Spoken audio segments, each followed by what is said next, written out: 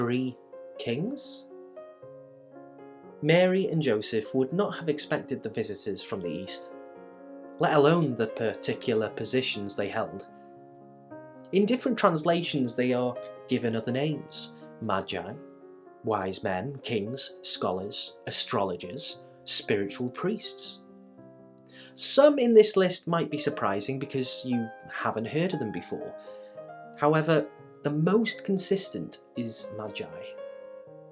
Now, magi is an ancient word referring to pagan astrologers, from which we get our English word magic.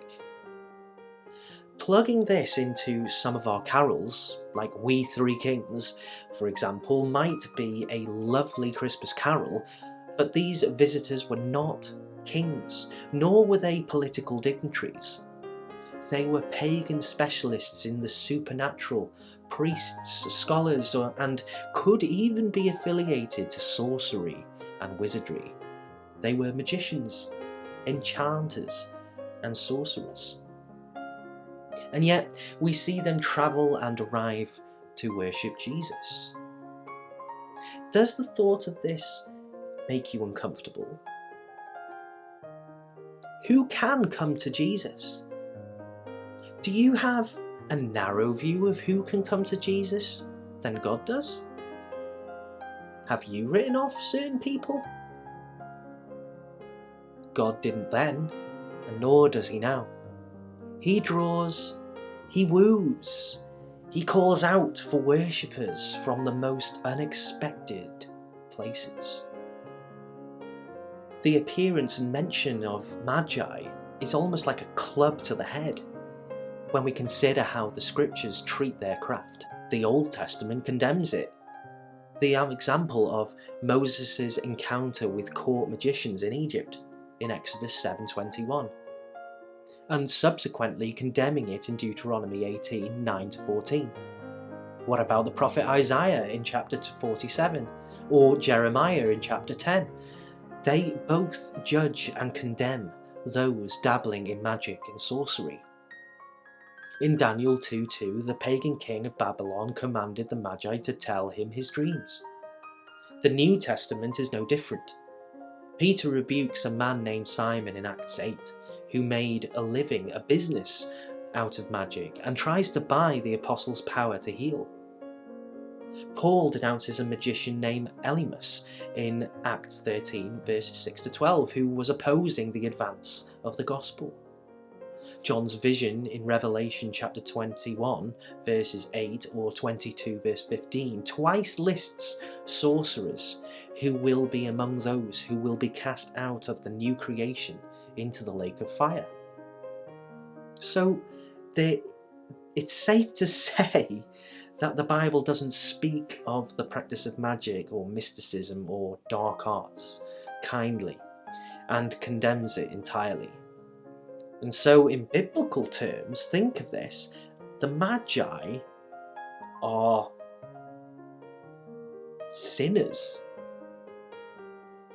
and yet they do come to Jesus in worship, the true King. In Matthew 2:11, it says this: "On coming to the house, they saw the child with his mother Mary, and they bowed down and worshipped him. Then they opened their treasures and presented him with gifts of gold, frankincense, and myrrh." When I was young, I was told that the gift or the gifts had symbolic meaning concerning Jesus. Gold represented Jesus as king, frankincense as a priest, and myrrh as our sacrifice. Yet there could be a closer link with gold and frankincense in Matthew's account, pairing gold and frankincense to Isaiah chapter 60. And Isaiah prophesied about all the nations coming to Israel's king. Now there's also a potential link in Psalm 72, verses 10 and 11. Now this Christ, or the Christ, is not only the King of Israel, but the King of all nations, the King of kings. People will bring their treasures as free will offerings in worship, their wealth, their best cultural products and practices, of which gold and frankincense are just the beginning. In Revelation 21, John picks up this theme found in Isaiah and reaffirms its prophetic significance of where and when Jesus will be the centre of all things. I did not see a temple in the city, because the Lord God Almighty and the Lamb are its temple. The city does not need the sun or the moon to shine on it, for the glory of God gives it light, and the Lamb is its lamp. The nations will walk by its light, and the kings of the earth will bring their splendour into it. On no day will its gates ever be shut, for there will be no night there. The glory and honour of the nations will be brought into it. All the nations bring their best. Gentile kings will humbly and gladly bow to the Jewish King of all kings. Not only will the glory of God light the whole kingdom, but a single lamp that illumines all will be the Lamb who was slain for us. Notice the significance of the Magi's question when they enter Jerusalem searching for the child. Where is he who has been born King of the Jews? Any connections there? Do you see anything interesting? Little did they know at that point that they were asking for him by the very title that would be given and written above his head as he hung on the cross, dying for sins that were not his own. This title, King of the Jews, was an obvious challenge to the monarchy of the time, the puppet King Herod, who abused his power, acted impulsively, and employed deceit to reinforce his crushing dictatorship with the help of Rome.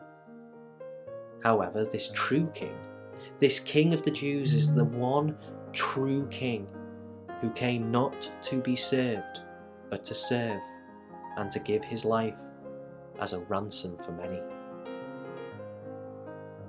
This king and ruler does not merely demand our homage, but lovingly wins us over with his shocking self-giving on our behalf, all the way to death, even death on a cross. This true king demonstrates his love for his people in that while we were still sinners, engaged in our carnal equivalents, stargazing and wizardry, he died for us. We know from this side of the cross more than the Magi ever knew about Jesus at the time. Not only would this God graciously draw Gentile sinners to himself and permit them to come near to his Son, but he would provide eternal salvation for astrologer sinners like them, and sinners like me and you, through the willing death of that very child they came to honour.